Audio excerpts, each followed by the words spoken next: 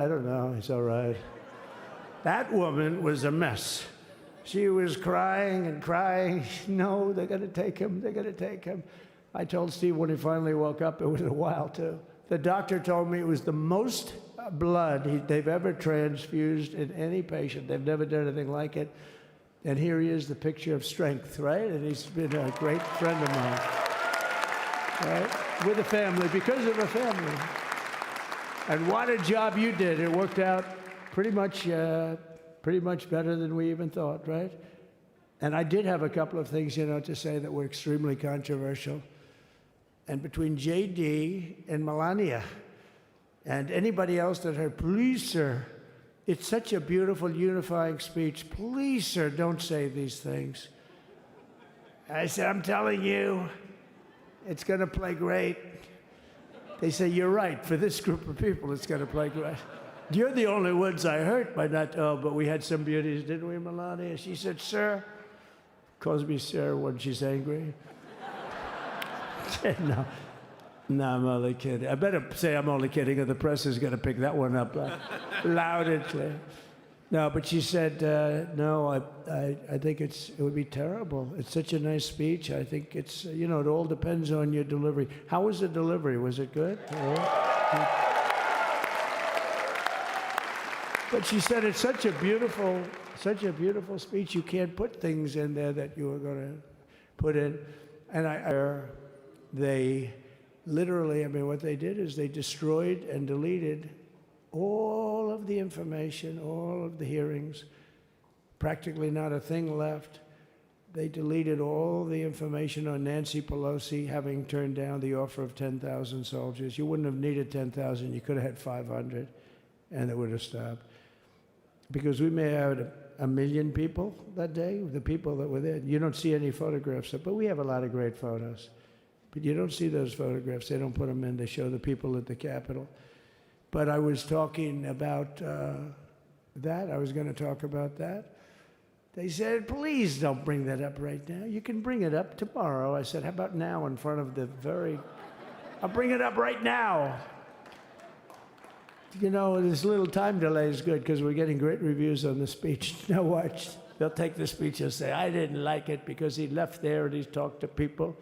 But we're giving you a little more information than we gave upstairs. But no, they pardoned a lot of people. They pardoned, before we even get to today, they pardoned, 33 murderers, absolute murderers, the worst murderers. When you get the death sentence in the United States, you have to be bad because they don't give it much. And he pardoned almost everybody having a death sentence. And if you went through the crimes that were committed, you wouldn't even believe them, the level of violence, the people that were killed, the innocence of people that were killed and children killed by these people, and he pardoned them for whatever reason. He spared them, but they didn't spare the people that they killed, and who knows what happens in the future. It's one of the worst because a lot of times they let them out early after that. They say you're going to be in for life, but then all of a sudden they get let out for good behavior, and then they go on a rampage. It's one of those little things, right? But I was going to talk about that. But what she did was incredible. Think of it. They destroyed and deleted all of that information that went on for almost 2 years against Trump. And the reason they did, because it was all false. Like the person that said, I tried to strangle a Secret Service agent. That's one of the toughest human beings I think I've ever seen. I actually had a friend saying, please don't change that, sir. You are the coolest sucker in history. Remember, she said, I put my hands around his neck because he wouldn't go to the Capitol. Made up fiction. And I was rebuffed. And the guy on the right is a massive weightlifter, probably stronger than me. Do you think he's stronger than me, honey? You know who I'm talking about. Possibly stronger than me. Slightly younger than me, I won't say how many years because I don't want to talk about that, but a lot of years. But I had a friend that said, why are you disputing that story? That's the coolest story I've ever heard. That I would attack a karate champion, get slightly rebuffed, and then throw my arms around a guy with a neck about this big. Even though there are bars, there are bars, you can't really do that anyway. So I wanted to talk about that. But all of that stuff got deleted. And the reason it got deleted is they were all caught in lies. You know, Secret Service testified, and they said it didn't happen. Actually, the two guys were very embarrassed. They're suffering because their friends are saying, did Trump really do that to you? But they gained a whole new respect for me. But it was just make-believe stuff, and there were a lot of make-believe stories made up. So rather than suffer the wrath, like the story with Nancy Pelosi, I offered her 10,000 soldiers. She knows it. She admitted it on tape that her daughter made. She's a videographer or whatever you call her, which I'm glad she is. Oh, she can't be in good stead with Nancy. But Nancy said it was my responsibility as she's leaving the Capitol. She said it was, and it was. She's in charge of security at the Capitol. But I offered them up to 10,000 soldiers, even more. One time I said more, as many as you need. But you needed 400 or 500. If 4 or 5, you 10,000, that would be more than the number of people there by lot. But we offered her 10,000. Think of it, 10,000 soldiers. In other words, J6 wouldn't be J6. There would have been no J6. But she rebuffed them. She didn't like it. No, she didn't like it. Maybe she wanted that to happen. But she's guilty as hell. And now we would have to go through the process because they destroyed all evidence. They deleted everything. There's virtually nothing left. The other fake story and so many other fake stories. And many people came out on our side. And those people now would gotta find them. There's nothing left. So that's a criminal offense. If that were a civil case, it would be a criminal offense. If that happened civilly where you did that, it would be a criminal offense. So I decided I'm not going to make this speech complicated. I'm going to make it beautiful. I'm going to make it a unifying speech. And then when they said we have a group of people that are serious Trump fans, I said, this is the time to tell those stories.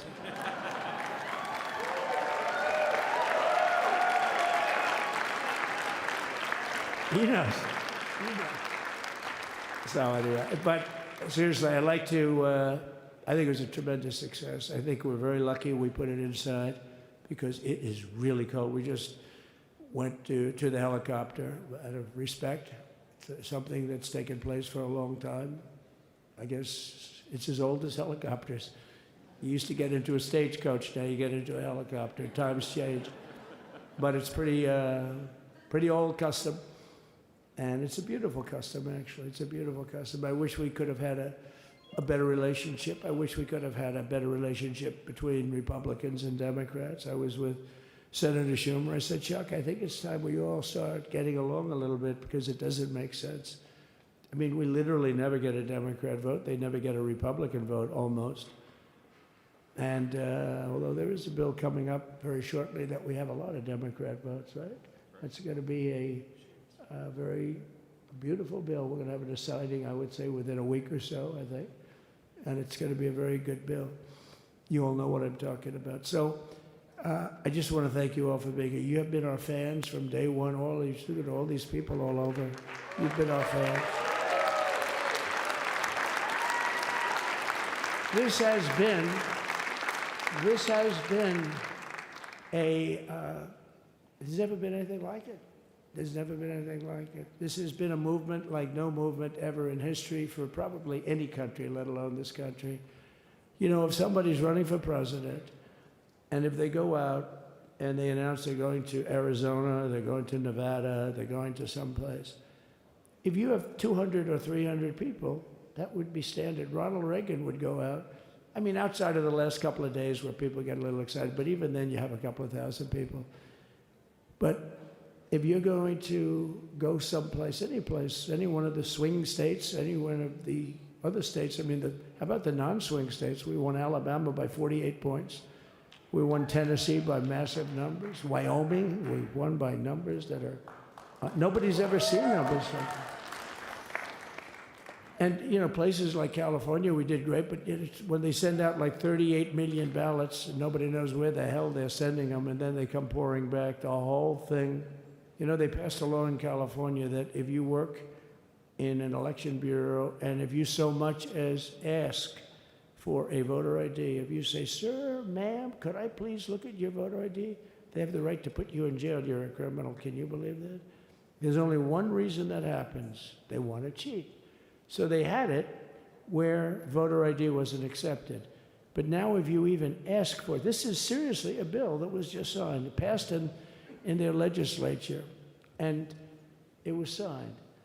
And I think when we get things cleaned up and we get back to a little bit of normalcy, I'm going to ask the speaker to really get involved, because I think we would have won the state of California, because, you know, if you look at my numbers with Hispanic, we're at 56%, and we won the Texas border that had never been won.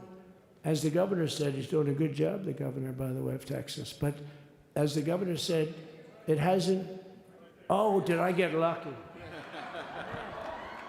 Did I get lucky? Supposing I said, you know, he's not here, but the governor of Texas has done a terrible job. Wow, look at you. You mean we couldn't get you up in the front row? I'll tell you. Supposing I said, JD, the governor of Texas, he's not doing his job.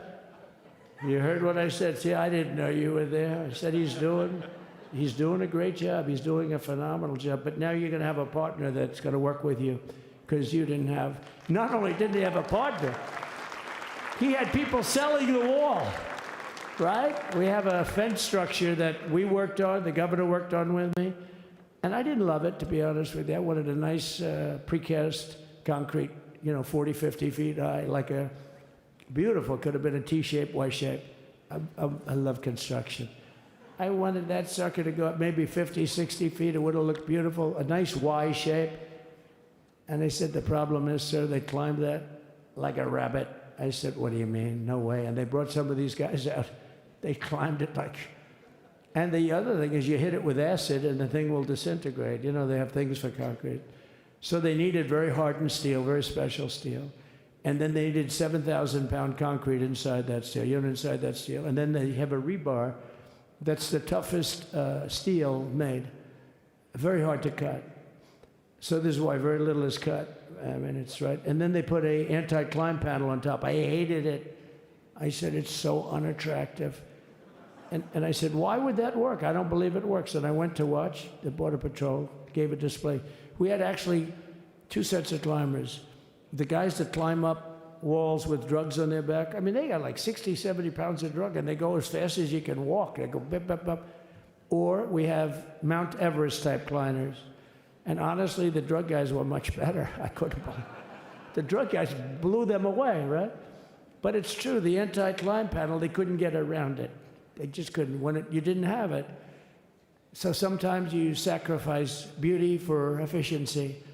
And we did. So we built this wall, and we built over 500 miles of wall. That's why we had such good numbers. The famous chart that came down, very thankfully, the chart that came down on my right, Governor, had I not looked over there, I'm not speaking right now. You might be speaking here. You want to know the truth?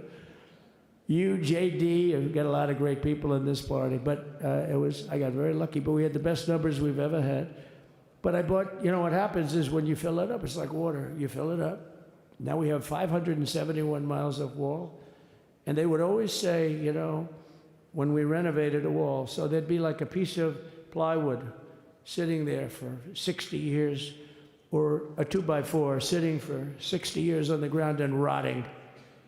Because, you know, and they'll say, you didn't build a new wall. Here we're building 50 feet up in the air, 30 feet sections, 50-foot sections, all steel, all concrete, all everything. And all, by the way, they don't even want me to say this, but what the hell, doesn't take that long time. They're all wired for all of the equipment. We put wires in everything so they can easily wire for all the different types of equipment. And if there's a doubt, we have to wire. Whenever we just look, you just find the wires all over the place up top, so we can just hook it up. We don't have to have wires on the outside, which wouldn't do too well, right? So anyway, so we built an extra 200 miles of wall, and the governor wanted to buy it. He tried to buy it, and they wouldn't sell it to him. He wanted to put it up himself. Could have been done in 3 to 4 weeks, 200 more miles, because when you do it, now they just keep going further out, further out, further out, getting around. So we did an extra 200 miles, and it was all bought. And they announced that they're not going to put it up. And that's when I realized they wanted open borders, and that's when I realized that people are going to come pouring through the wall like nobody's ever seen before, but you've seen it. A lot of you are here because of that. I made it my number one issue. They all said inflation was the number one issue. I said I disagree. I think people coming into our country from prisons and from mental institutions is a bigger issue for the people that I know. And I made it my number one. I talked about inflation too, but you know, how many times can you say that an apple has doubled in cost? I'd say it, and I'd hit it hard, but then I go back to the fact that we don't want criminals coming into our country. We don't want the jails of every country in the world virtually being deposited into the United States, and that man had to suffer with it, and he did an unbelievable job. I'll tell you, he was a very popular governor, but now he's like an unbeatable governor because of your border policies. He was fantastic, and he really was. So. Governor Abbott is he's a great man, great leader, and but it did make him very more. Did you do it? You didn't do that for politics. You did it because you wanted to do the right thing. But I'll tell you, it sure as hell worked for politics too. It's self-preservation. That's right.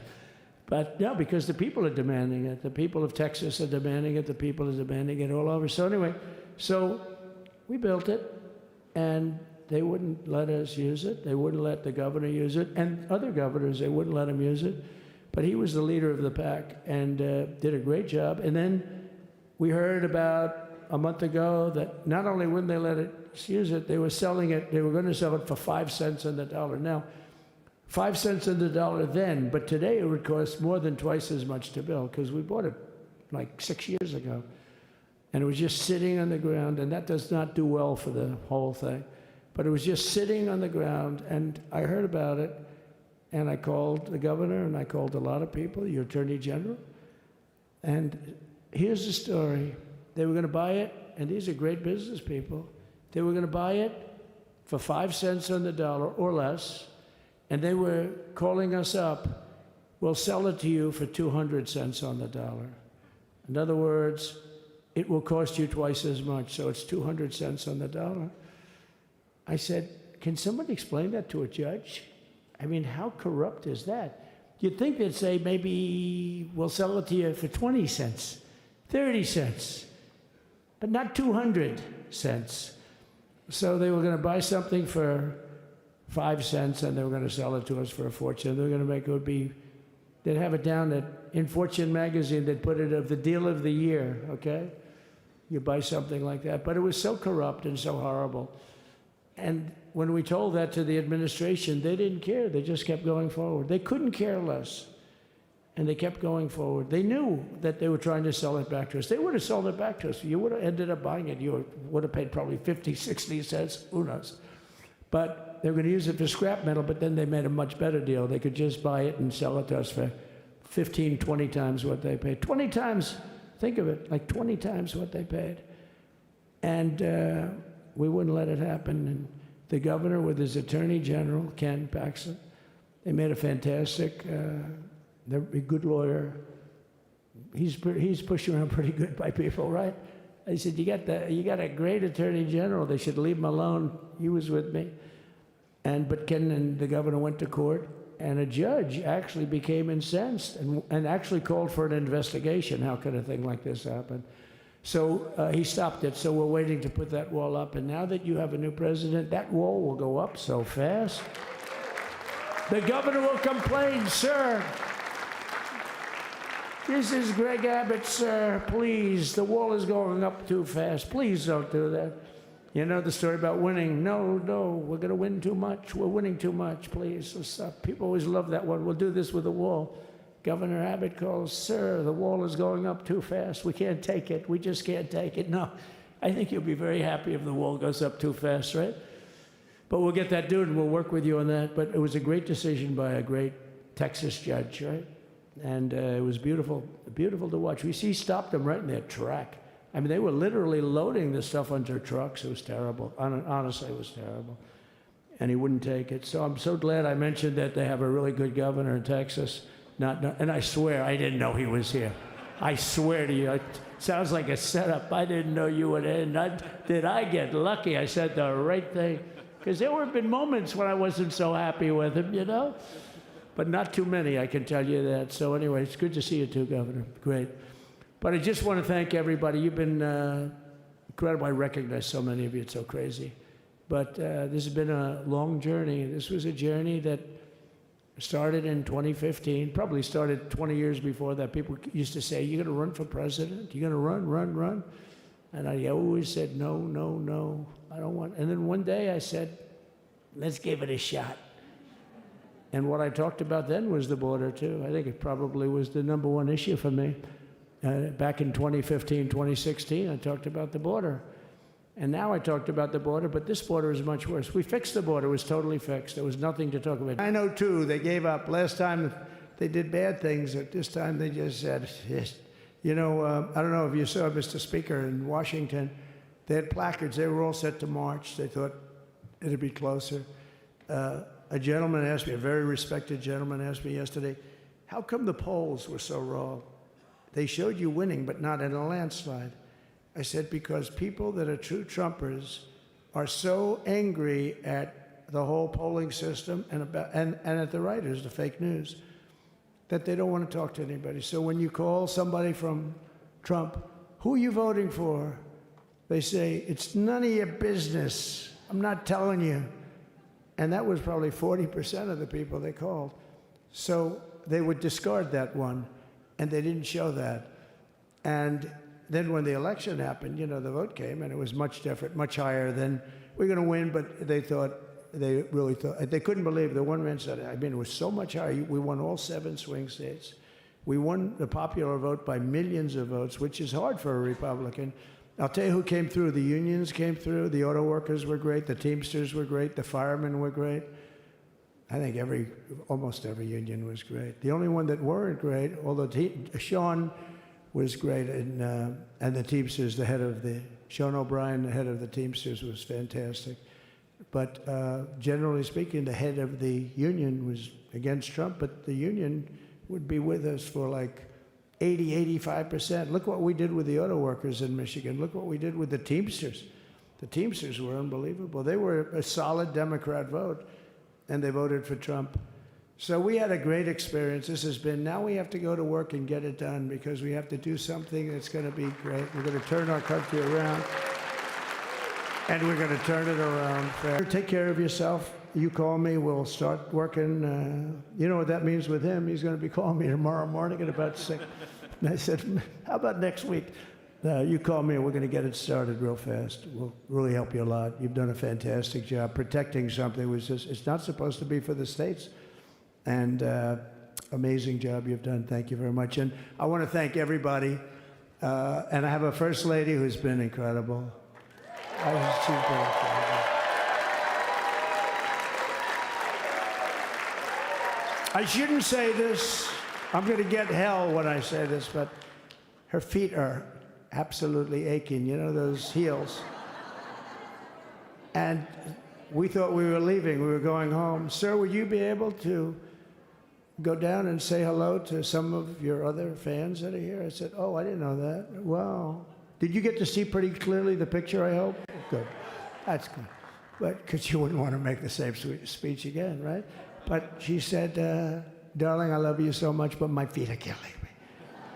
I said, honey, let me just see how far it is. I asked the person. Oh, not that long, maybe 400 or 500 yards. That's 5 football fields. I said, can you make it? She said, we're going to make it no matter what. We're going to make it because we have to go. Right? Right? And then we went out to the helicopter, though, just prior to this, and said goodbye. And it's a custom, and the wind is blowing like crazy. And with the hat that she's wearing, she almost blew away. We almost lost off her. She was being elevated off the ground. She almost blew away. No. So we all appreciate it, because she's been a great First Lady. A beautiful and a great First Lady. And they love our First Lady. You know, JD, whenever I make a speech, I see hundreds of times, we love our First Lady, we love, and they do, and they should. She's great. So I just want to thank you very much. I just want to thank everybody. And I felt that, I said to JD, should we give him the A treatment, the B treatment, the C, the D, or the F? You know what the F is? Hello, everybody. Thank you for being here. Bye-bye. I gave you the A+ treatment. Thank you. Thank you all. Thank you, Governor.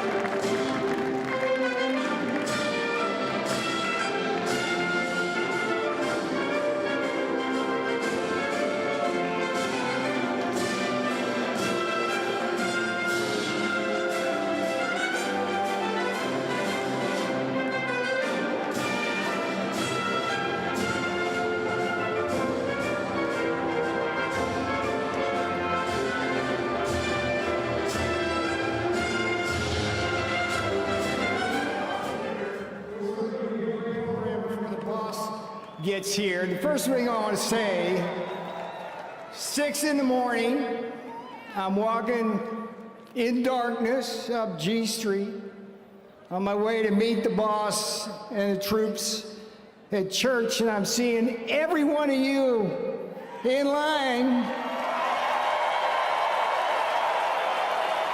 And I'm thinking to myself, you didn't get the memo that said it's too cold to be outside. And I know Donald Trump won this election, but that kind of grit that you show standing out there is why he won. So, applause right.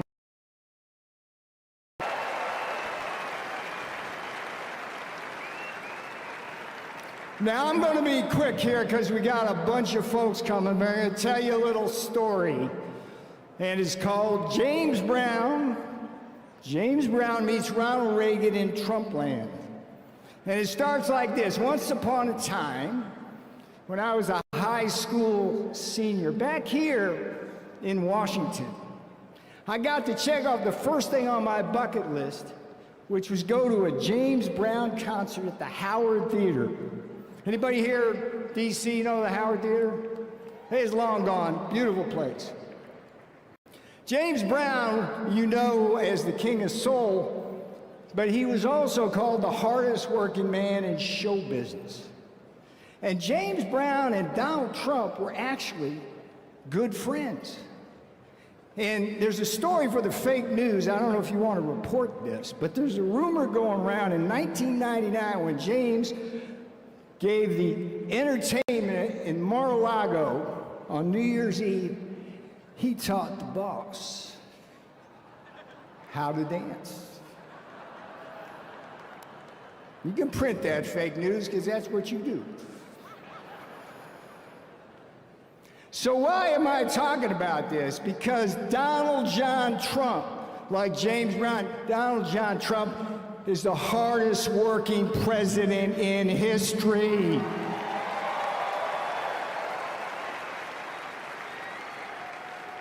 And today he starts working for you.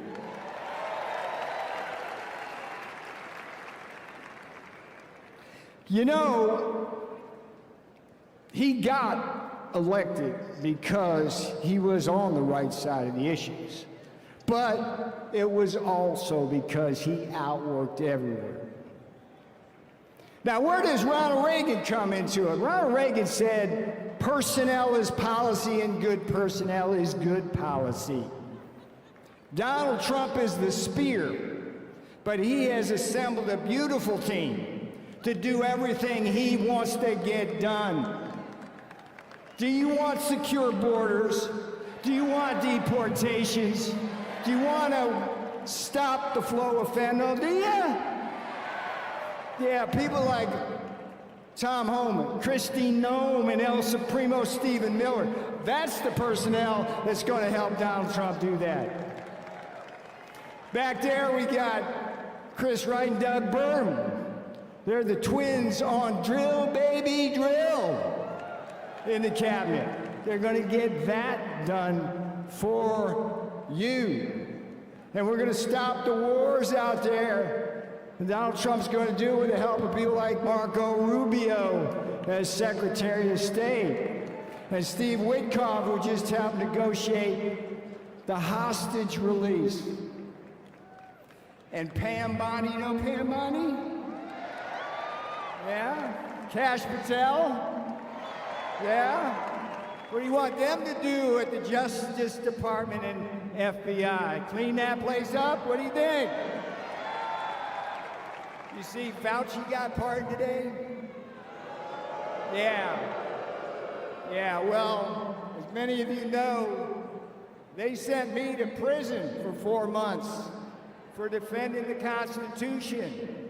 And I can tell you, with all honesty, I never met anybody in prison who did as bad stuff as those people. Fauci, Merrick Garland, Alvin Bragg. Time for a little accountability, perhaps. And lastly, I'm going to be a small part of the big trade and manufacturing team. You're going to see new folks, shining stars, like Howard Lutnick, the Commerce Secretary, Scott Bessent, the Treasury. These men are giants in the world, and they're going to be with veterans like Jameson Greer and Kevin Hassett. And we, with Donald Trump as our commander-in-chief, are going to protect you from the unfair trade that ravages this country, steals our jobs, steals our factories. Are you ready? Are you ready? All right, I got one thing left on my bucket list here. Maybe you can help me out. I'm taking a risk here trying this. But I've gone to so many rallies and watched the boss, and I've always wanted to feel what it was like to be on stage as him when the crowd went absolutely wild. So why don't you warm yourselves up, get ready for the boss, and let me hear you say what you're going to do for Donald Trump. Come on. Come on. Come on, baby. Come on, baby. Come on. All right, you are officially warmed up. I'm Peter Navarro. I am happy to be with you. You, the deplorables, we love you.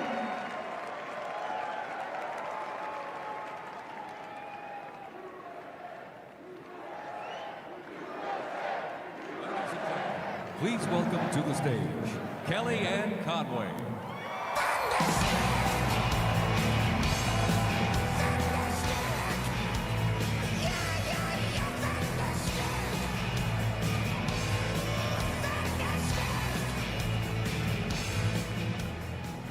Wow, happy Inauguration Liberation Day.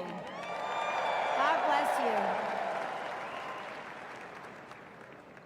Ladies and gentlemen, the story of 2024 began in 2016, when this country had a hunger for change, looking for someone to upend the establishment here in Washington and to restore our confidence in a government that's for the people, by the people, and of the people. And you asked for a presidential candidate, a leader, who had an appreciable amount of accomplishments, but who could come to Washington owing nothing to no one. And that's what he did. Yes.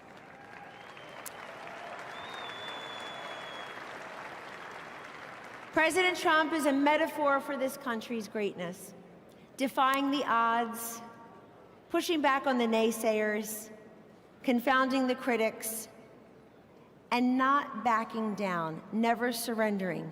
But the story of 2016 and 2024 is not just about Donald J. Trump. It's about you. You answered the call. You showed up. You spoke up. You stood up. And you put up. And he will be here soon to thank you. But I wanted to come here today to tell you that I don't believe what they say about books and movies, that the sequel is often not as good as the original. I think this sequel is going to be kick-ass better than the original.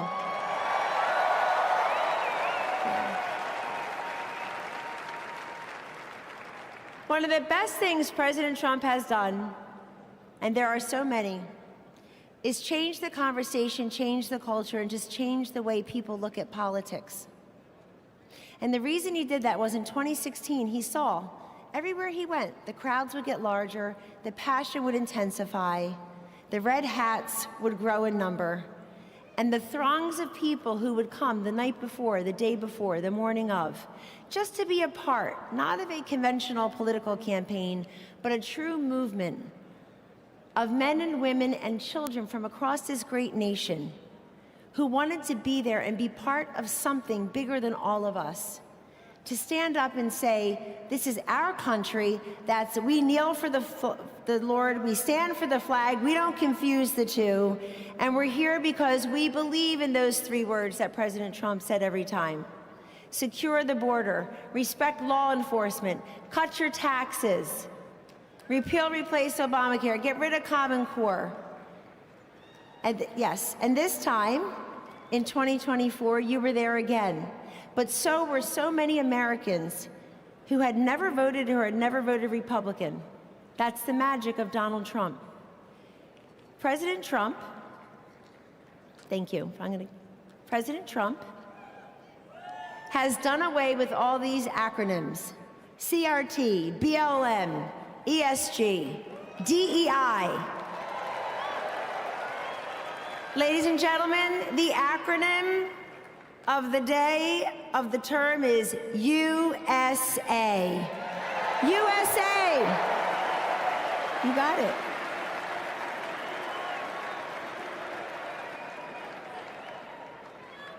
People in Washington love to fight.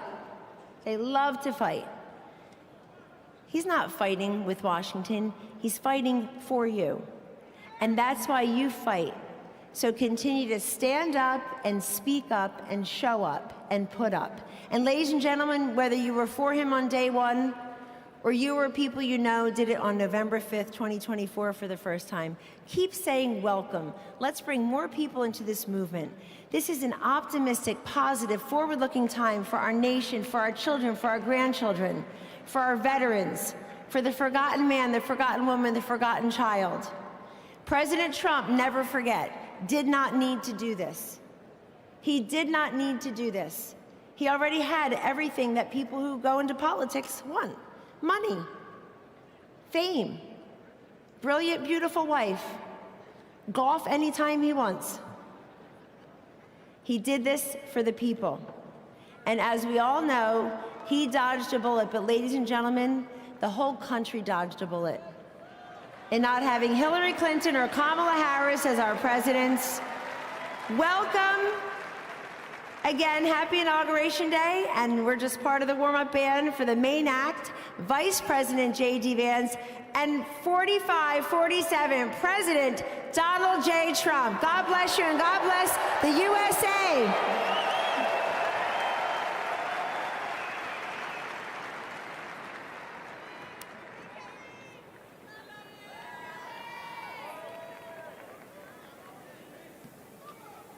Ladies and gentlemen, please welcome to the stage Congressman Dr. Ronnie Jackson.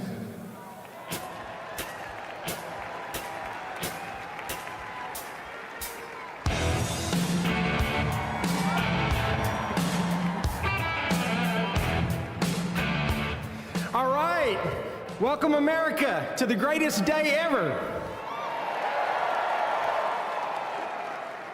I don't have to tell anybody in this room, these are my favorite people on the planet right here. You guys are the MAGA warriors. You guys, thank you. Thank you for everything you do. Well, I also don't have to tell you there's a new sheriff in town, right? Donald J. Trump was right about everything. Everything. I've known him for a long time. I was blessed to be his physician and work in the White House side by side with him. I was blessed enough to be with him on January 20, 2017, 8 years ago. I spent the day with him. I watched him give his inaugural address. And I'll tell you, I was extraordinarily blessed to have just come from the Capitol, where I had one of the most satisfying 2 hours of my entire life, when I get to listen to President Trump talk about how horrible this country has been treated, and all of us have been treated, and the horrible things that have been done to all of us this last administration for the last 4 years, and how he was going to fix it all, and he did it right there with Hillary Clinton Joe Biden, Jill Biden, and everybody else, Kamala Harris, they had to sit there and listen to it, and I loved it. Loved it.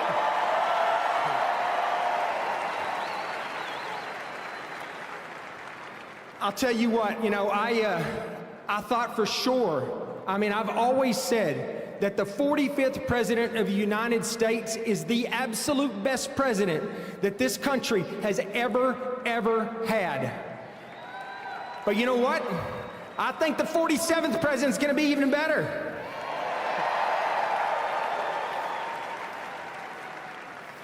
We are in for a change. This is a great day. How many of you out there think this is one of the best days of your entire life?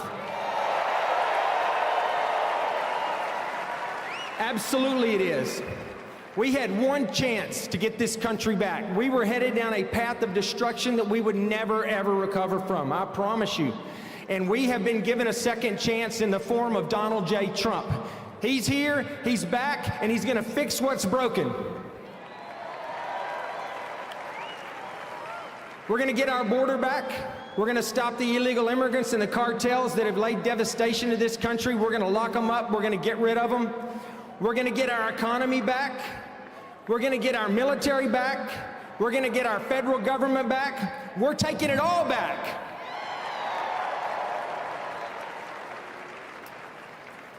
This is a great time to be an American. This is a great day to be an American. And I just wanted to come here, and I can't wait till he gets here to talk to all of you guys. I want to thank you for what you've done, because he got elected because people like you got out and you voted, and you took neighbors who've never voted to the polls, and we all voted, and there was an overwhelming mandate in this country for Donald Trump to come in here and to take this country back. And so I know we're all excited to be here today. It's going to be super exciting when he gets here in a minute. I just wanted to come up here and tell you how much I love you, how much I appreciate you. I want to say God bless you, God bless the United States of America, and God bless Donald J. Trump. Thank you, guys.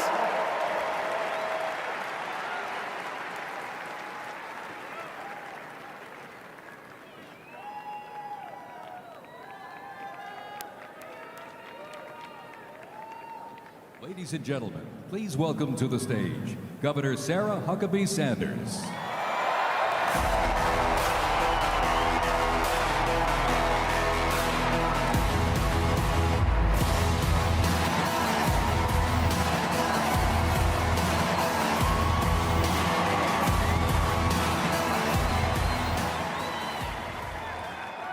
What a great day to be an American.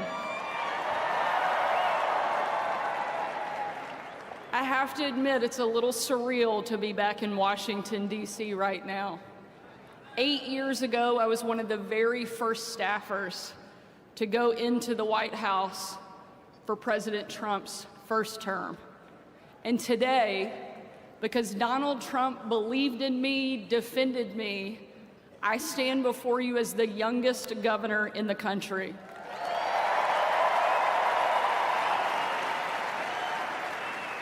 More importantly, I stand here as someone who absolutely loves this country and is so thankful we finally have a president that is back in the White House that will fight for each one of us. My youngest son, George, is a little tired of hearing me be called the youngest governor in the country. The other day, he asked me, he said, "Mom, you're the youngest governor in the country?" I said, "Yeah, George." He said, "Wow, those other governors must be really old." No offense to my colleagues. Whether you think I'm too young or you think they're too old, Republican governors have been holding the line while we waited on Donald Trump to get back to the White House. And ladies and gentlemen, the wait is over. We now have a fighter back at 1600 Pennsylvania Avenue, and I could not be more excited.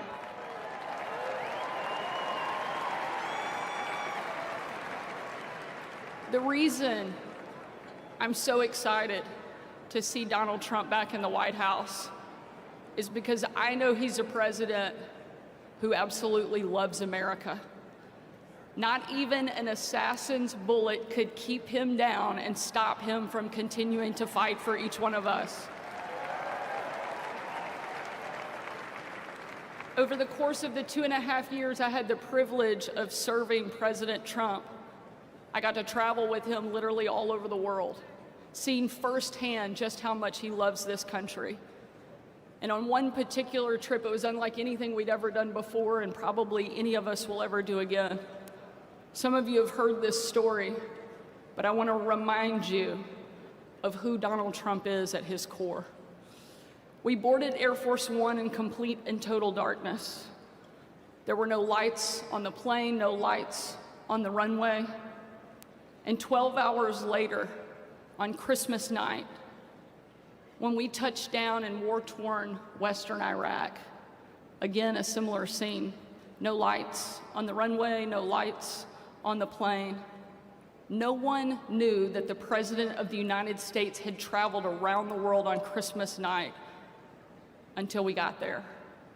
And the President walked in to a dining hall that was packed with troops, men, women from all over the country.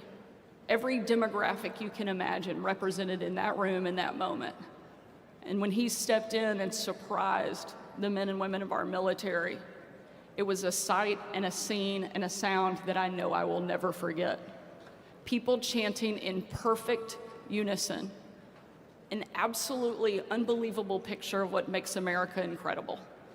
Those men and women cheering, chanting over and over and over again, USA, USA, USA.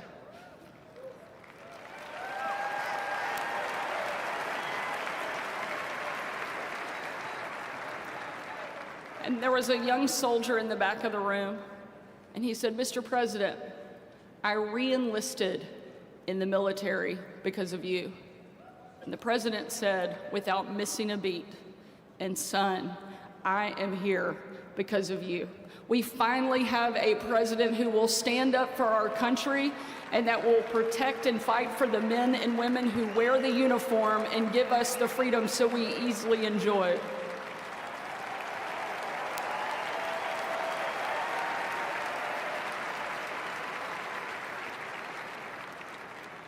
That young soldier came up to me and he tore the patch off of his shoulder and he placed it into my hand and he said, "Sarah, we are in this together."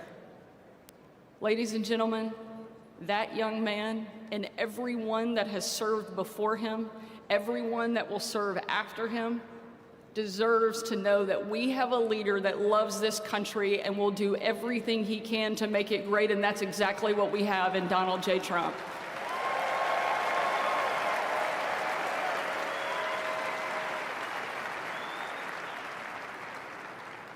I've had the opportunity to stand behind a microphone and defend and celebrate this president many times.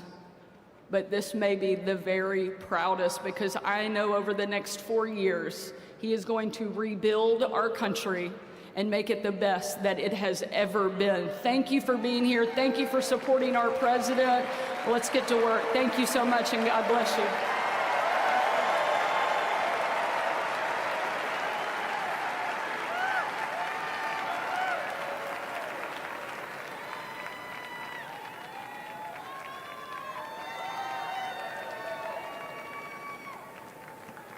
Ladies and gentlemen, please welcome to the stage RNC Chairman Michael Whatley.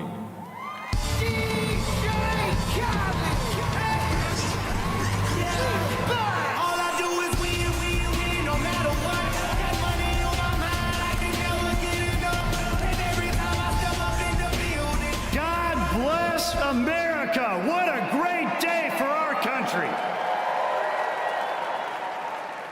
You know, a few months ago, Donald Trump and I got on a plane in Palm Beach at 6 a.m. We flew to Phoenix. We did a rally with Charlie Kirk and the Turning Point guys. We got back on the plane. We flew up to San Francisco. Had a huge dinner there, about an hour-long motorcade back. And we're flying down from San Francisco to Los Angeles.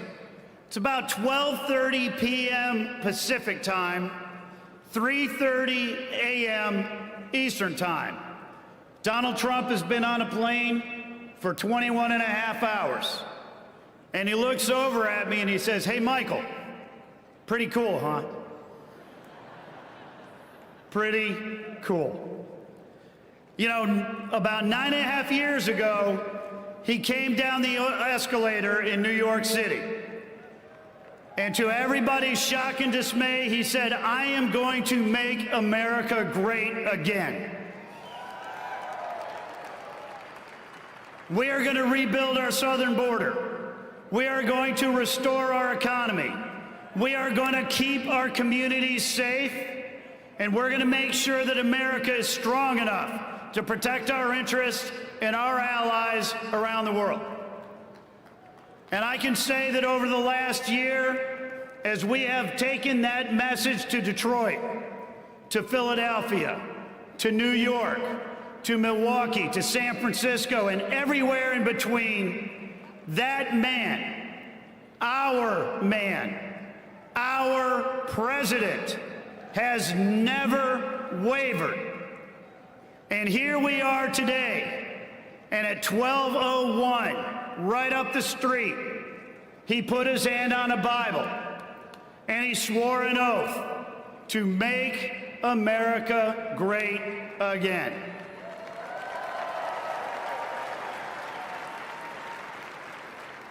So let me ask you, and let me ask all of America, are you ready for America to be wealthy again? Are you ready for America to be safe again? Are you ready for America to be strong again? Are you ready for America to be great again? Are you ready for Donald J. Trump and J.D. Vance to be the president and the vice president of the United States of America? Pretty cool, huh? Thank you, America, and thank you for everything that you did to make today a reality.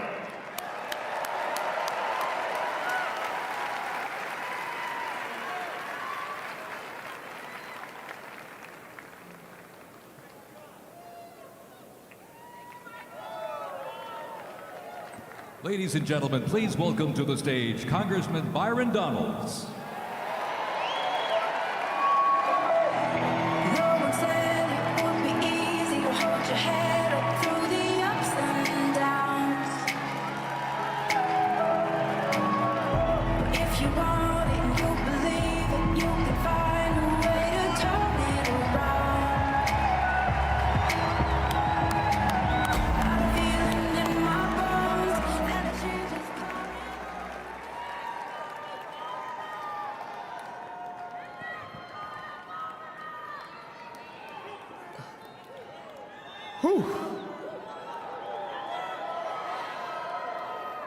Whether it was Georgia, North Carolina, Wisconsin, Pennsylvania, Michigan, Arizona, or Nevada, we swept them all, and Donald Trump is president of the United States.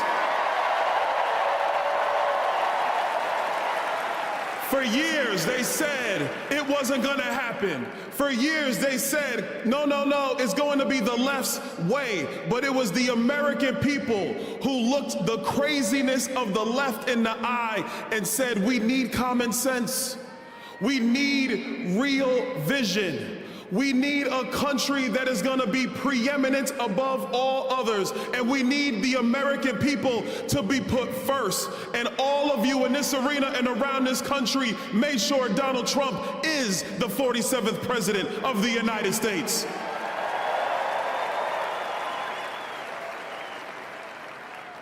Being here in Washington on January 20th is special for me. This is the day we commemorate the birthday of Dr. King.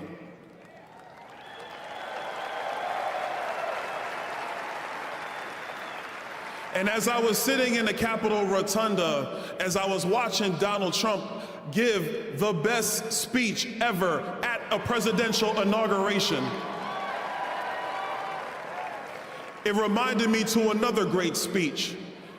And Pastor Sewell in his benediction, I gotta have a talking with him because he was phenomenal. But what it said to me is that in our country, there are no perfect men. There are no perfect women. There are people who were used at a point in time in this country to put this country in position to be better than it was before. And so that's why in the Capitol Rotunda, when President Trump talked about that bullet that went through his ear, and that he is here at this time because God has placed him here at this time to make sure that the golden era of America comes through right now.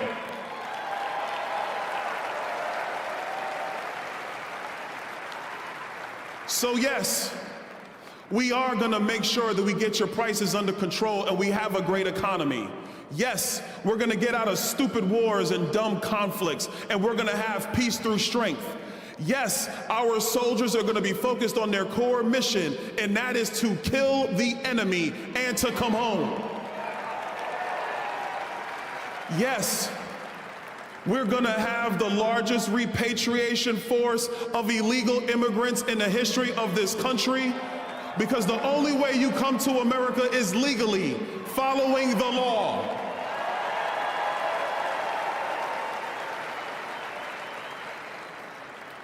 All of those promises and more, they're gonna be kept starting today at that very desk over there.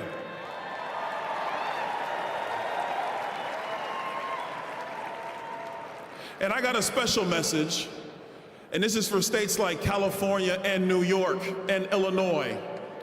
If you want to continue to have a dumpster fire form of government, if you want to continue to mislead your people thinking that your radical policies are the way forward, people like myself in the great state of Florida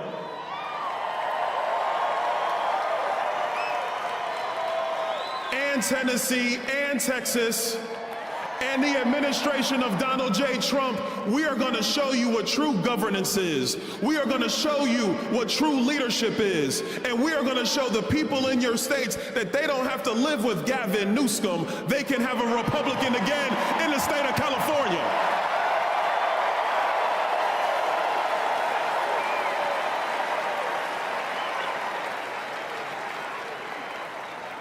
And the last thing, because I don't want this to be about red states versus blue states. We are Americans. And the thing that will unify us is the success of our nation. When a young kid can grow up in the inner city and make something of himself, that is success. When a mom can dream about her children and they achieve something wonderful in America, that is success. When an immigrant from another country comes through the right way, and they actually build something and they add to what America truly is, that is success. When we unify our efforts and we can disagree, but still keep the most perfect union ever known going, that is success. Those are the common sense ideals of America. That is the leadership that Donald Trump is gonna bring. And I don't care if you're in California or Florida, that is gonna be the guiding principles of the United States of America. So buckle up, everybody, because we're going to be unified. We're going to get the job done. And I don't know about you, I'm kind of sick of speeches. On Capitol Hill, a few blocks from here, we are going to get the job done, or people will be moved out of the way. God bless you guys. God bless America. God bless Donald Trump and J.D. Vance and their families. God bless you.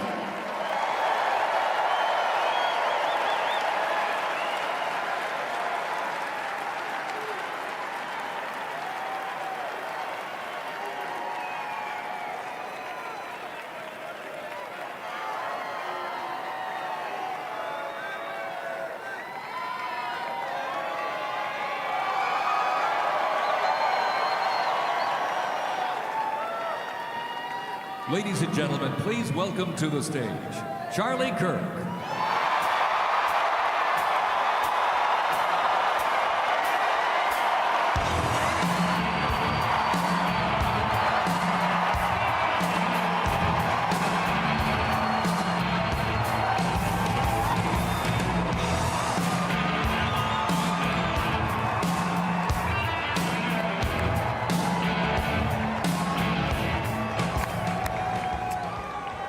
did it, everybody. It is hard to believe, almost surreal. For those of you that have always had the president's back throughout these last couple of years, when we were at our darkest moment 4 years ago, this is your victory. For those of you that refuse to waver, when they tried to throw our amazing patriots in federal prison, when they tried to silence this movement, for those of you that never wavered, this is your victory. For those of you that are sick and tired of seeing your beloved home be overrun by hordes of illegals, this is your victory. And no longer is this just a rally about what we say we're going to do when President Trump takes office. Now I can say what he's doing right now as we are here in this arena.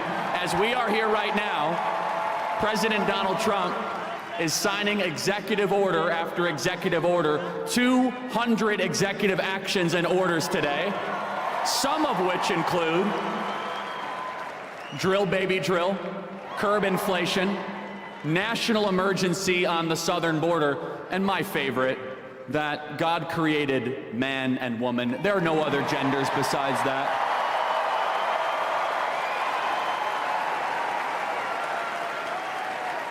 No more critical race theory or diversity, equity, inclusion in our military. Our taxpayer dollars will no longer fund our kids to hate our country. It is over as of today, thanks to President Trump.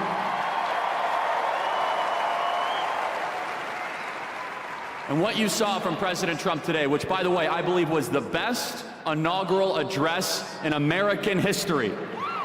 And the reason why it was the best, it was not platitudes or abstractions or empty promises.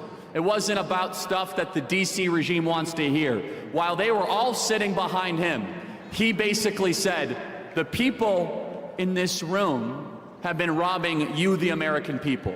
You see, as of high noon, just an hour and a half ago, the 46th president is no longer. And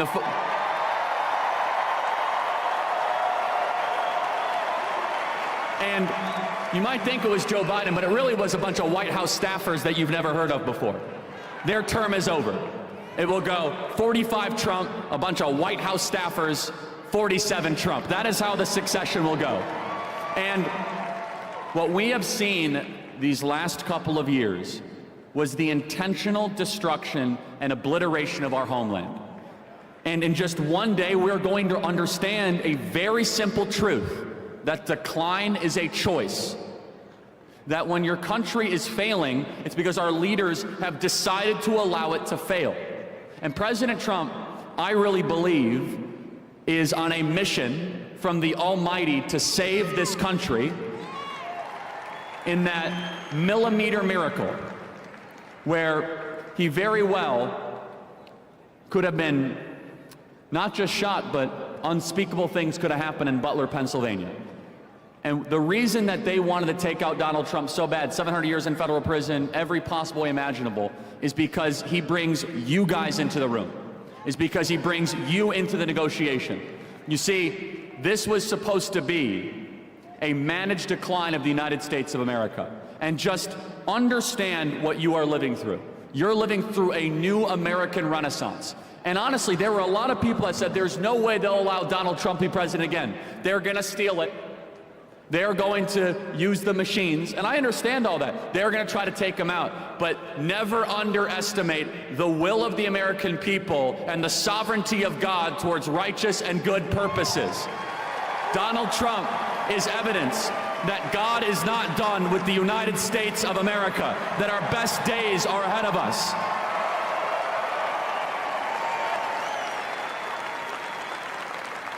And our marching orders are very simple. Right now, the southern border is being secured and it is being militarized. There are no more illegal entries allowed in the United States of America right now. It is right now. Right now, the invasion is over. It is over.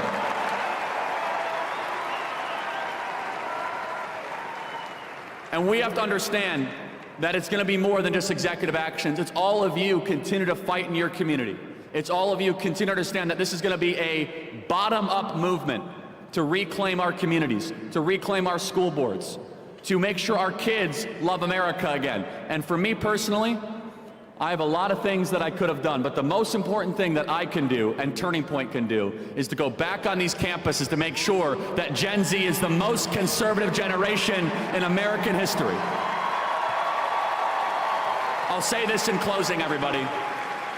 In closing, Donald Trump won the White House largely because younger voters trusted Donald Trump with their vote. It was the largest swing of any demographic, a 35-point swing.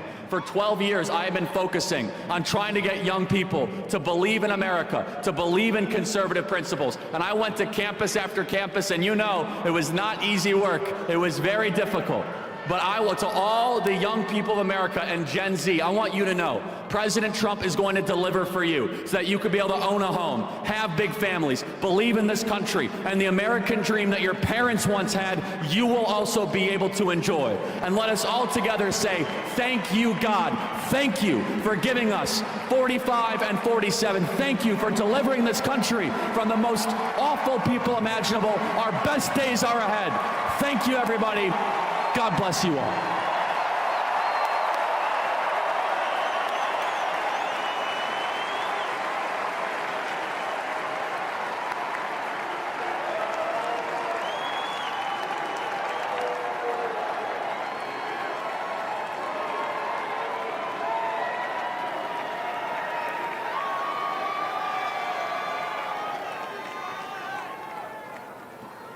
Ladies and gentlemen, please welcome to the stage the next Secretary of Commerce, Howard Lutnick. Good afternoon on the greatest inauguration day ever.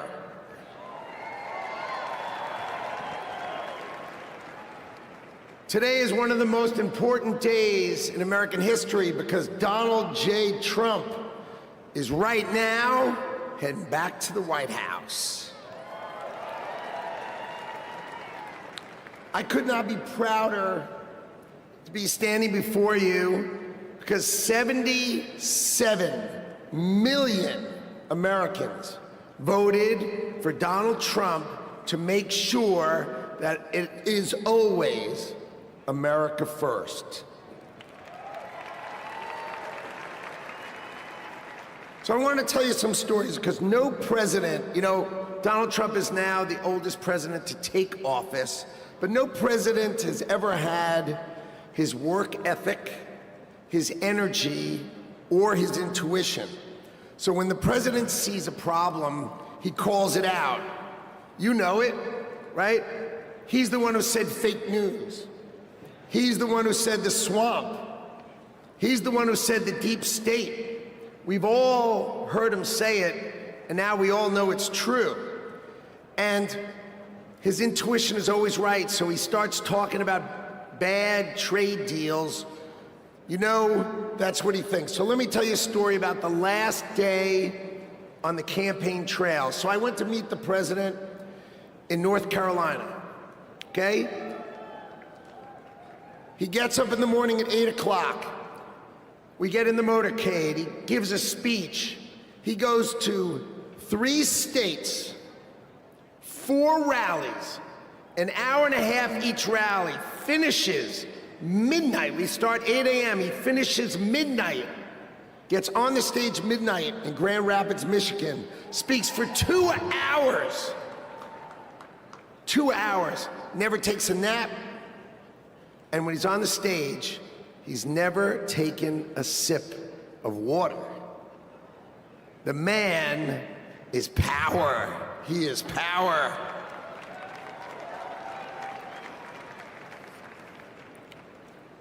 See, no other president will let the administration do it.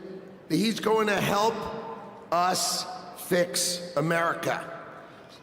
So, I've never been in politics before. I spent my life working and building companies, and I worked hard to build a life that really is, it's only possible in America. But on September 11th, when we saw our darkest day, it changed my life forever. See, my company was located on the 101st to the 105th floors of the World Trade Center. We lost 658 of our 960 New York-based employees. My younger brother Gary got killed. He was 36. My best friend Doug, 39. 658 of my friends and colleagues got killed. So 9/11 could have broken us, but we Americans, we're strong. We don't break. So we all, my employees and I, we dedicated ourselves to rebuilding the company so we could take care of the 658 families that we lost.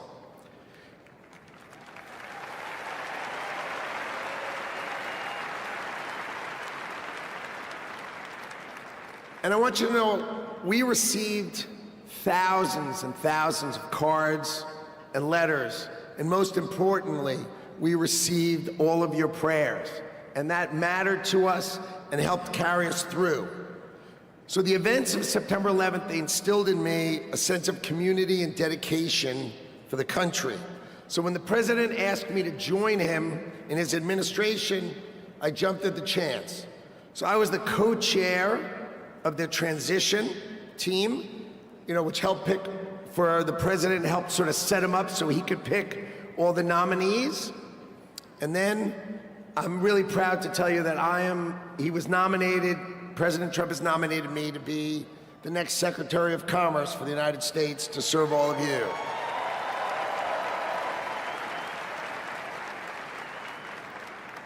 So let's talk about commerce.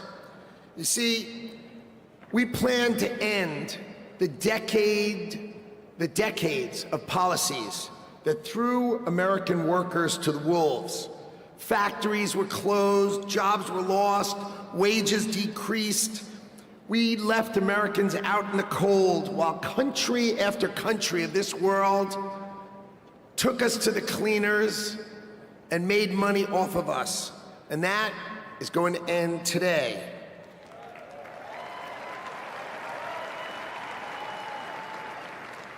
At the start of the 20th century, America was the richest country on earth, and we defended our workers from unfair trade policies with tariffs. And we only made money. We had no income tax. All we did is charge other countries and foreign companies, if they wanted to sell to America, you had to pay for entry. Okay, so imagine this. The US government had no income tax.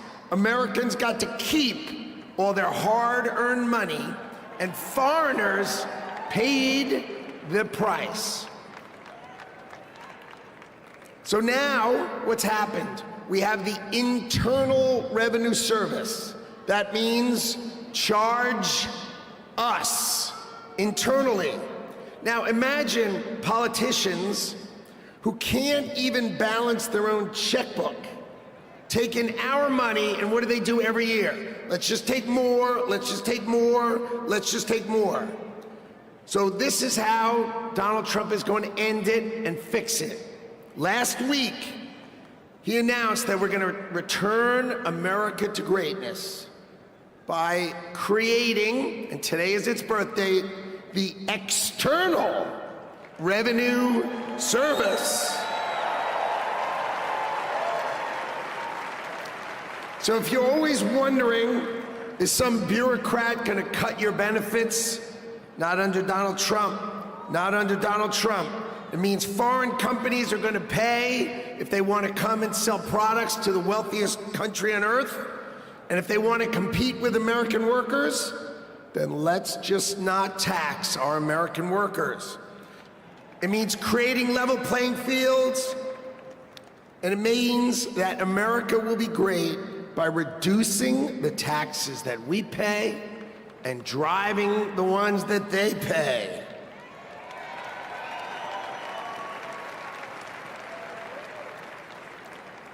So what that means is the External Revenue Service will put up tariffs or walls that protect you.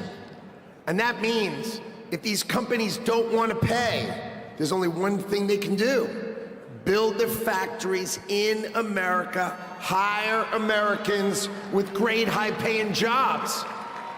Let's double the size of our unions in America.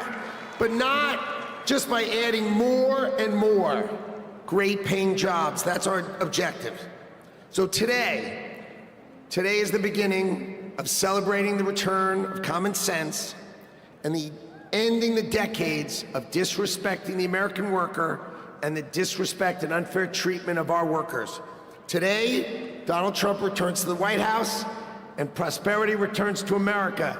Thank you all. And I love today. What a day.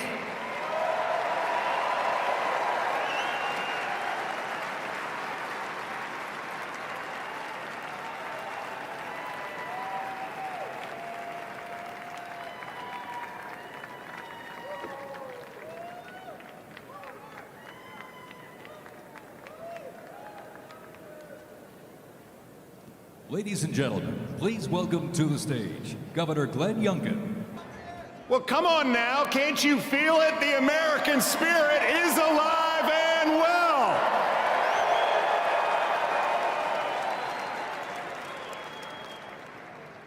This is the dawn of the golden age of America because we inaugurated the 47th President of the United States of America, Donald J. Trump.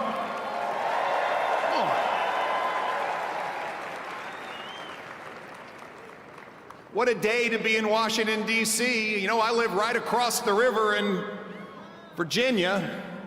And by the way, in Virginia, we know that taxes have to be low, jobs have to be plentiful, and it's your money, not the government's. But we also know that in Virginia and in America, freedom is not free. We know that our military heroes and their families sacrifice everything. We know that law enforcement stands in the breach. We must back the blue, and I want everybody here to give a rounding applause for the 25,000 military and police officers keeping us all safe today in Washington, D.C.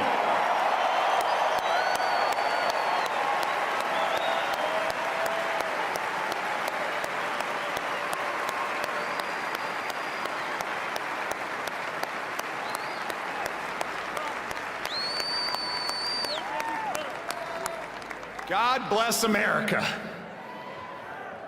My friends, we are standing here on the dawn of a new age, and we are seeing the sun set.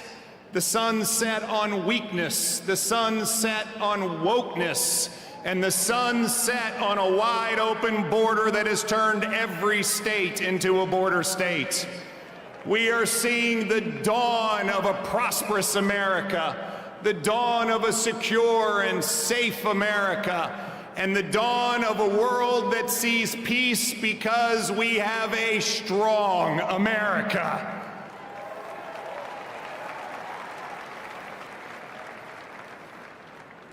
Our new president, Donald J. Trump, has never, ever lost faith in America. They tried to take him down legally.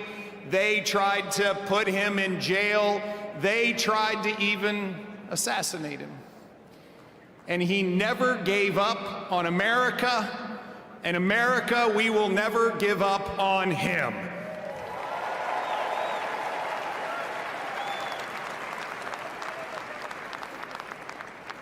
And as we stand here on this dawn of the next golden age in America, we all have a responsibility.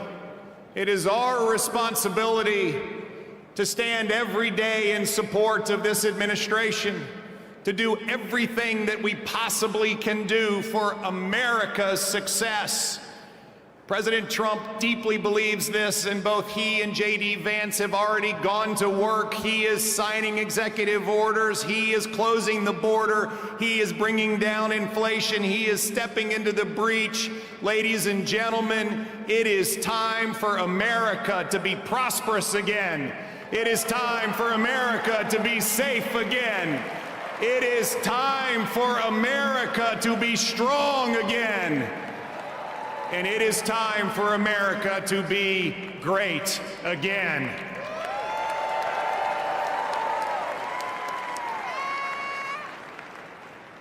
I hail from the great Commonwealth of Virginia, and we know a few great Americans in our history, from George Washington to Thomas Jefferson to James Madison to Patrick Henry, who echoed, "Give me liberty or give me death."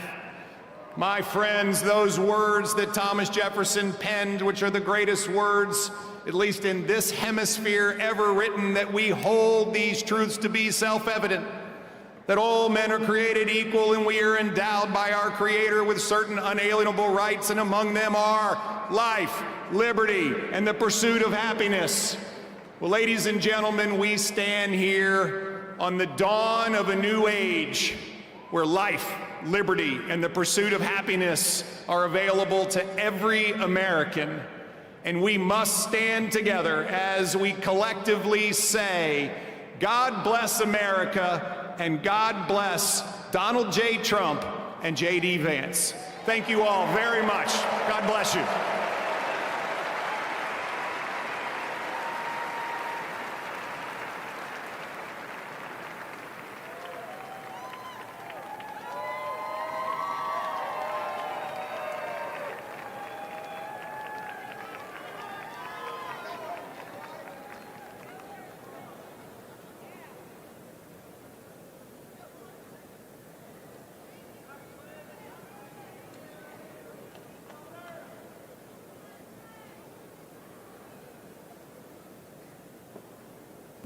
Ladies and And this was no ordinary victory. This was a fork in the road of human civilization. Okay.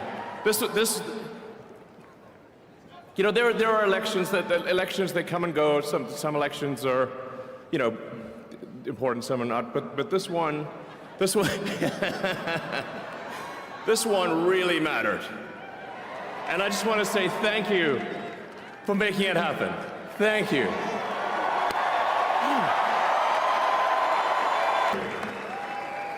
It is thanks to you that the future of civilization is assured. Thanks to you. We're going to have safe cities, finally, safe cities. Secure borders, sensible spending, basic stuff. And we're going to take Doge to Mars. Yeah! How inspiring would that be? You know, there's always problems in life. You know, there's this problem, solve that problem. But you know, there need to be things that inspire you. There need to be things that make you glad to wake up in the morning and say, I'm looking forward to the future. Yeah. I love you guys.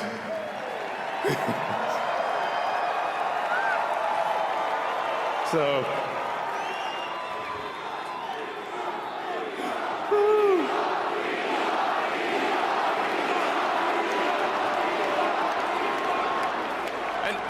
and let me tell you, I'm gonna work my ass off for you guys. So, I really will. So, and yeah, but I'm super fired up for the future. It's gonna be very exciting. As the president said, we're gonna have a golden age. It's gonna be fantastic. And one of the fundamental things, one of the most American values that I love is optimism. And this feeling like we're gonna make the future good. We're gonna make it good. So, man, I can't wait. This is gonna be fantastic. So thank you again. And yeah. I'm just so excited about the future. Thank you, guys. Thank you.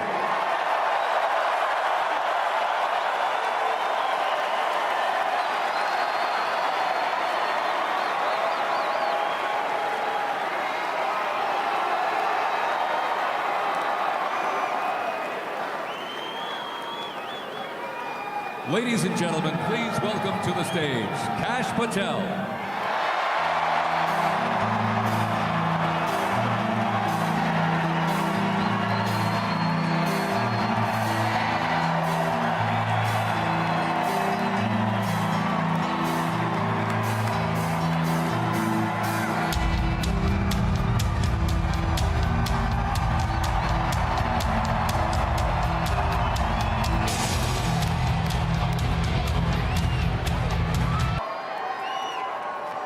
My, oh my, how do you follow Elon Musk when he tells you you're going to take you to Mars?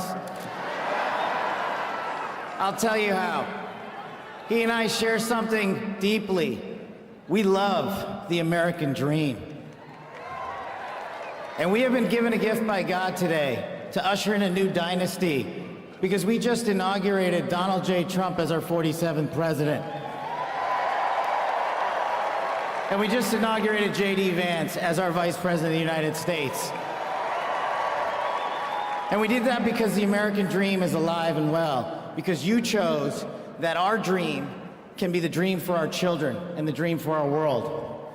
And we are at a crossroads here in America, but our future is bright because you had the courage to stand for your convictions.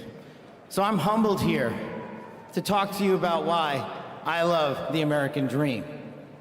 My story's pretty simple, it's unique, and some of you share in it.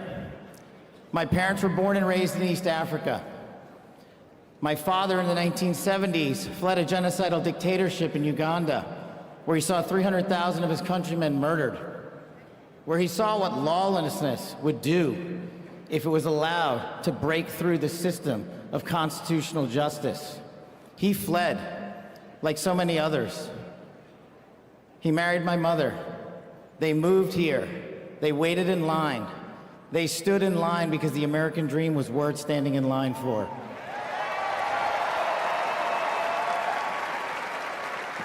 That dream is woven into the fabric of this nation, and our immigration policy is the greatest policy in the world. And now that we have Donald J. Trump and J.D. Vance, it will become the greatest policy in the world again.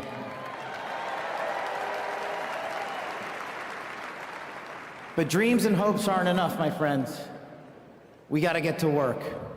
And we got to accept the realities that too many of you know from your communities. President Trump launched in his first term priorities of national security, law enforcement, economy, and global diplomacy. But now we have to retread some of that. And I'd just like to go over a few of the things that our community has been living under these last few years. In the last calendar year alone, we had 100,000 drug overdoses. In the last calendar year alone, we had over 100,000 rapes. In the last calendar year alone, we had 17,000 homicides. That is unacceptable in 2025 in the United States of America. That is why we need constitutional law and order. When I read the statistic that for the age group of 18 to 45, the #1 cause of death is CCP fentanyl. We are not prioritized to go after the threats that face this country, and most of all, that face our future generations. But thank God, we will be starting right now.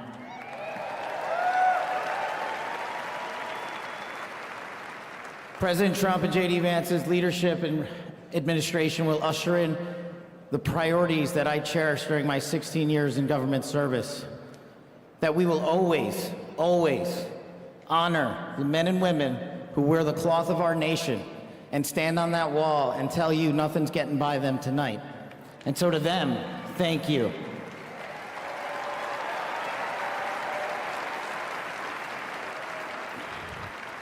To our teachers and our frontline workers and our first responders, y'all choose to show up every single day for our children, for our communities, and we will now show up for you.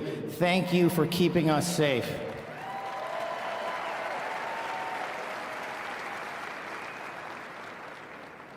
To the men and women in law enforcement, and maybe I'm biased on this one, our police officers, our sheriffs, our federal agents are some of the greatest warriors that God has ever created. And we will put them first because they have our backs, and now we will have your backs.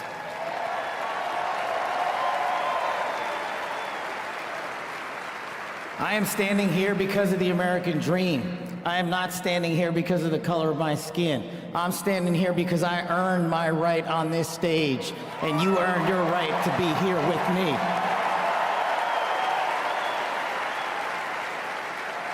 And I promise you this, with every fiber of my being, that our law enforcement, that our teachers, that our first responders, that our veterans, that our men and women in uniform who dare to serve this country and put themselves below the rest of our needs will be reprioritized to the top of the heap because they are standing on that wall, and we will not let that light go dark on them.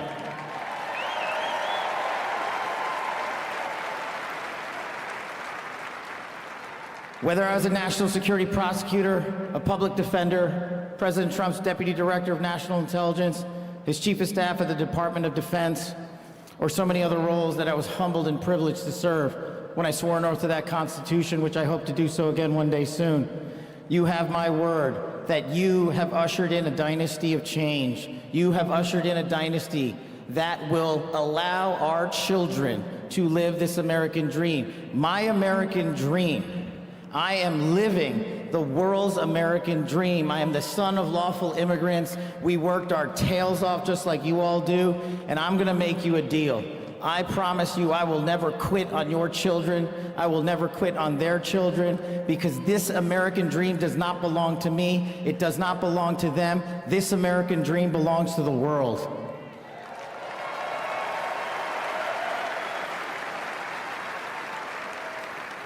So in closing, I just want to tell you this. It's pretty cool to be speaking in Capital One Arena right before the boss.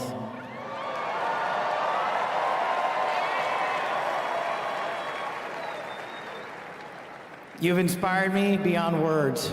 Your love, your devotion, your commitment to our country, everywhere I go, shows us that we are not only the beacon of hope, but we are the land of constitutional justice. We are the land under Donald J. Trump and J.D. Vance, where we are going to end the two-tier system of justice. We are going to remove the weaponization of the intelligence community for political purposes, and we are going to put the men and women of America first.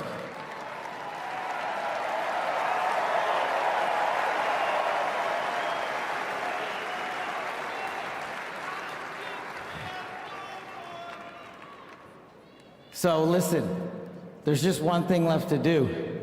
We all got work to do. We've got the greatest president and the greatest vice president in the history of the world.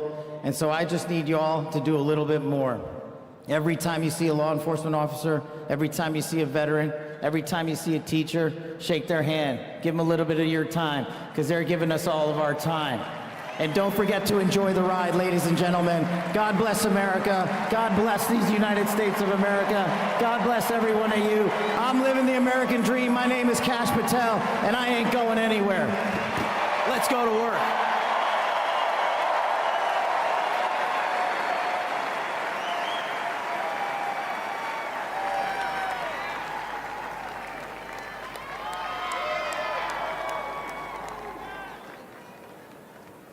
Ladies and gentlemen, please welcome to the stage, Dan Scavino.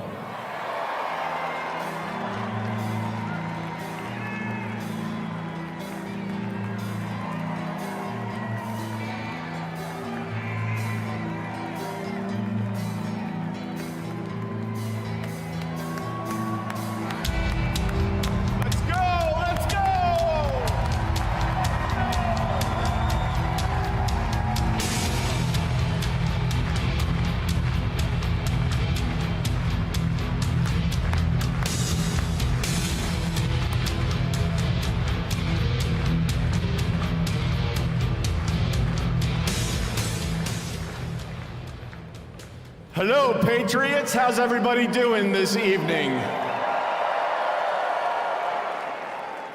We're back!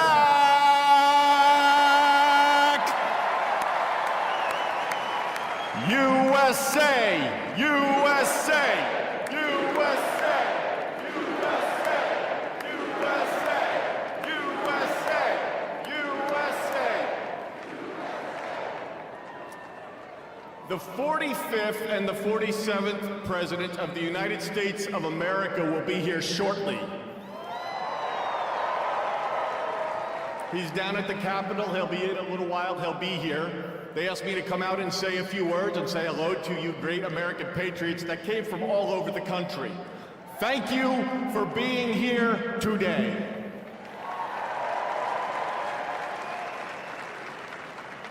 One thing I just noticed when we were leaving the Capitol after the swearing in that really hit me hard after the journey we have been on over the last 9 years, especially over the last 4 years. It really hit me when they took the presidential seal right here and put it on front of the podium for when the president gets here.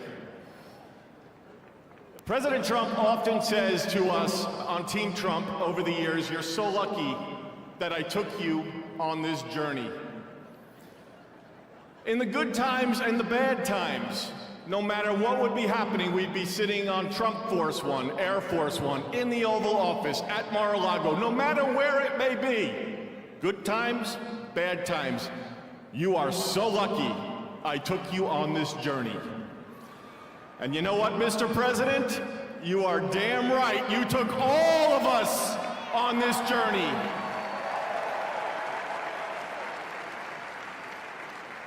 There's been a lot of stops along the way from 2016 when we started back in 2015 with a small campaign team flying around the country, doing rallies, small team, 6, 7, maybe 8 people. Then it continued to grow. Before you knew it, the GOP nomination was going to Donald J. Trump in Cleveland in 2016. Fast forward, he became the 45th president of the United States of America. He had a great 4-year term, and you know what's been great? The last 4 years have not been great in many senses, but he's back in office right now, and I'm just absolutely so pumped up for what this president is going to do. He loves each and every one of you in this arena. The guy cares. He has a fighting spirit, as you saw in Butler, Pennsylvania, with the assassination attempt that came a few months ago. You could say that again. Fight, fight, fight. It's a moment that I will never forget, being there and in the hospital with him. I want to just give you a behind-the-scenes moment with the president and the heart that he has. We were in the hospital he had blood coming down his ear. He wanted to know how his staff was. Myself and Susie were with him, and Stephen Chung and Walt, and even the Secret Service. How are you guys doing? The guy just got shot in the damn head, and he's worried about us. Are you guys okay? He's on the phone with his family. Showed him a picture, the iconic photo of his fist raised in the air. Told him it was from Doug Mills from the New York Times, a great photographer. He looked at the picture, he's staring at the picture, one of the most historical photos of all time. There'll never be anything like it. He said, "Call Doug and see if he's doing okay." That's the attitude he had in that hospital.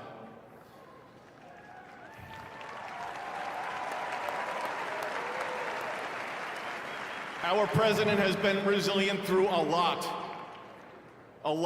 and I don't need to get into all of it because you're all familiar with it, and I'm convinced much of it that went on over the last 4 years is why he won the election in an electoral landslide.